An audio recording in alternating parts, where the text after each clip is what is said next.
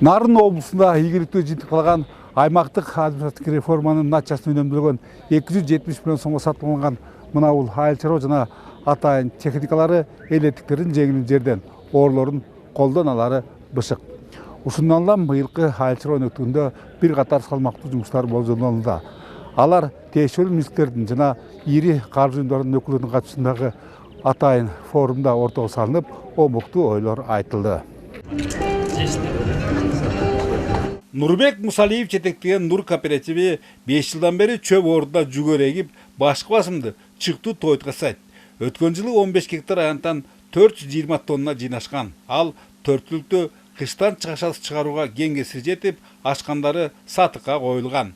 Бул айта салганга оңой болгону менен тиешелүү агротехникалык эрежелер сакталбаса, төгүлгөн мээнеттин текке көтүү тобокелдиги чоң. Андыктан нарын жергесине анча мүнөздүү эмес өсүмдүктүн сырын мыкты өздөштүрүшкөн ушул чарба мүчөлөрү өздөрүнүн жолдорун тандашкандарга теориялык да, практикалык да жардам берүүгө даяр.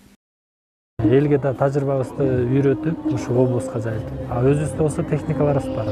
Фермерлер биригип, биз менен контакт түшүшсө, биз ошолордун бирөөнүн сопровождение кылып айдап бергенге даярбыз да. Айдап өстүрүп чаап бергенге чейин. Анан погодный условияны өзүбүз эсептеп чыгабыз. Эми жүгөрүнү айдаганда да ошо канча күн, кайсы өрөөн, канча күндүк, канча саат убакыттык жылуулукту талап кылат. Ошолорун көрүш керек. Марикенин катышуучулары урматтуу. Дубан жетекчиси Алтынбек Эргештин билдиргендерине караганда, быйыл Теңир Тоо жергесиндеги 1400 гектар аянтка жүгөрү айдоо мерчемделүүдө. Эгер бардыгы шыдыр кетсе, жалпысынан миллион тонна тоют топтоо милдети коюлду. Ошондой эле акыркы кездери аздыр көптүр жылыштар байкалган мөмө жемиш кластерин кеңири жайылтуу зарылчылыгы бар. Былтыр облус боюнча 45 гектар жерге 73.249 түп карагаттын, чычырканактын, малинанын көчөттөрү отурулган. Алдыдагы 3 жылда алардын аянты 2000 гектарга чейин көбөйүшү мүмкүн. Арпа жакшытан башкетте аябай жакат. Жумгал районундагы Байзак айылынын фермери Сыдыкбек Асаналиев нарында картошкадан башка эч нерсе бышпайт деген тыянактарды ишенимдүү түрдө жокко чыгаргандардын бири. Тескерисинче ал чакан аянтчасында өстүргөн дарбыздары даамы, дандуулугу жана салмагы жагынан түштүктөгүлөрүнөн кем калышпайт. Айтымында багбанчылыгынын мындай ийгилигине биогумус себепкер. Ошо арбуздар 20 килограммга чейин болду. Арбуз, помидор, бадыра, бүт эч бир дары-дармек кошулбастан жалаң ошо биогумустун өзүнүн жолдору бар. Биогумустун эффектиси аябай көп. Себеби бул биогумусту бир эле берип койбойт, бул тамырдын түбүнөн да берет, листовой деп коет, жалбырактан да берет, ширин суу деп коет, сугарганда да берет. Албетте, эмгектен эришпеген жогоруда элеттиктерге каржылык жардамдар абадай зарыл. Бактыга жараша ал көңүл сыртында калбай, өлкөбүздө айыл чарбасынын каржылоо долбоору жүзөгө ашырылып келет. Маселен, былтыр Нарын облусу боюнча анын кызматын 863 субъект пайдаланып, алар 362 миллион 690 миң сомдук жеңилдетилген шарттардагы насыялуу болушкан.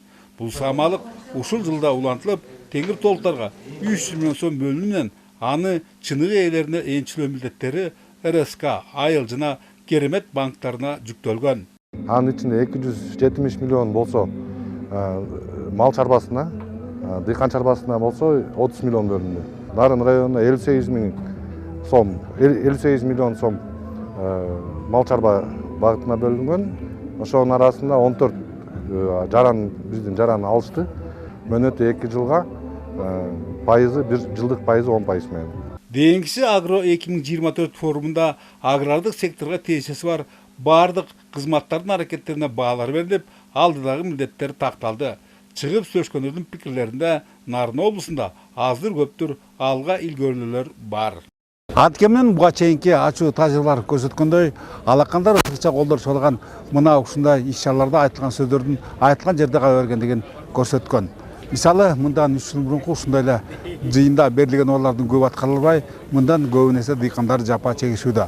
Андыктан бул жолкусуна мындай өксүктөрдүн орун албасына үмүт арталы. Бөлөкбай Шеримбеков, Айдын Төлөбеков, ЛТР, Нарын.